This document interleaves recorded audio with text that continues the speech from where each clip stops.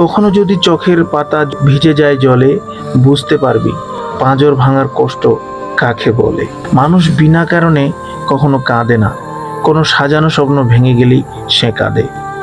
এমনভাবে ভালোবাসুন যাতে তার প্রতিটা মোনাজাতে থাকেন।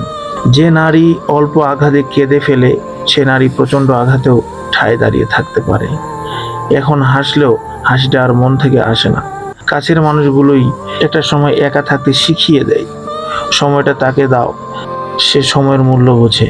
আর সম্পর্ক তার সাথে রাখো যে তোমার গুরুত্ব বুঝে।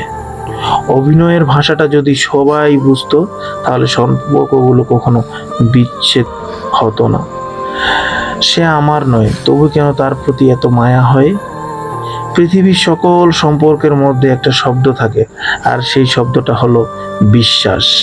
মানুষ ইচ্ছে করলেই অনেক কিছু মনে রাখতে পারে, কিন্তু চাইলেই সব কিছু ভুলে থাকতে পারে না। নীরবে কাদার চেয়ে বড় কষ্ট বোধ হয় আর কিছুই নেই। প্রয়োজন ফুরিয়ে গেলে জানিয়ে দিও, অভিনয় করো না। মধ্যবিত্ত ঘরের ছেলে মেয়েদের পকেট ভর্তি টাকা থাকে না, মাথা ভর্তি টেনশন থাকে।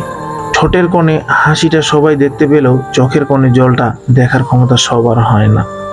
মধ্যবিত্তের জীবনে অনেক চাওয়া লুকিয়ে রাখা একটি শব্দ থাকে, লাগবে না। খারাপ তখনই লাগে যখন প্রিয় মানুষটা বায় বলার পরও অনেকক্ষণ লাইনে থাকে।